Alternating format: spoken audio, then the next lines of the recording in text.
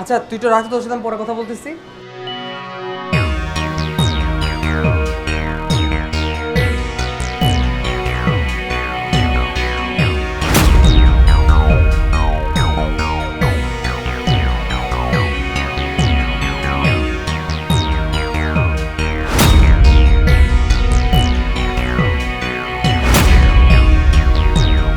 আচ্ছা ঠিক আছে, আপনি দাঁড়ান, আমি আসতেছি।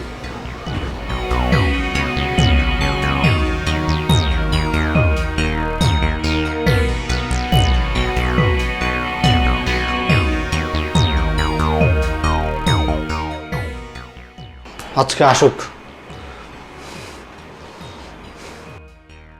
এই তোকে না বলেছিলাম যে এই রুম থেকে বাইরে না যেতে?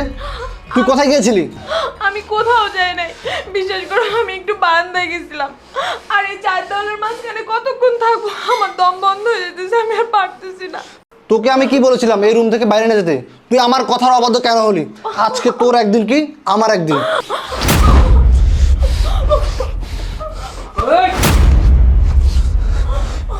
কে আপনি ভাই?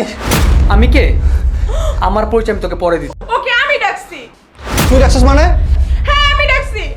আমি সেই গ্রামের সহজ সরল একটা মেয়ে ছিলাম, তোমাকে ভালোবাসা আমার এই শহরে আনছে, এই ঢাকা শহরে আনছো। আমি তোমাকে ভালোবাসা, তোমার বিশ্বাস করে, তোমার হাত ধরে আমার মা বাবা আমার ভাই বোন সবারে ফালাইয়া তোমার কাছে আসছিলাম। কিন্তু তুমি কি করছো তার বিনিময়ে? আমার এই দিনের পর দিন এই চার দেওয়ালের মাঝখানে বন্দি করে রাখছো।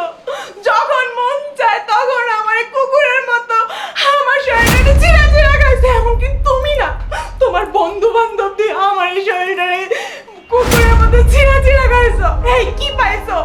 গ্রামের মেয়েরা সহজ সরল, তাদের মন ভুলাইয়া ভালাই এরকম শহরে আয় না, এরকমের নিকৃষ্ট কাজ করে একবারও বিবেকে বাধা দেয় নাই। তোমার তো আমি ভালোবাসছিলাম।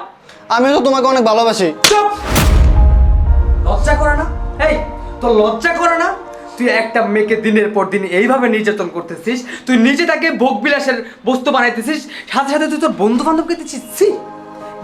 তোদের মতো পুরুষদের জন্য আজকে আমাদের সমাজের ছেলেরা দাম পায় না মেয়েদের কাছে।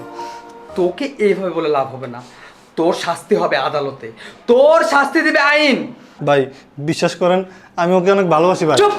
তোর ভালোবাসা দিচ্ছি কি লাই? ভাই চুপ! চল আপু, চল চল।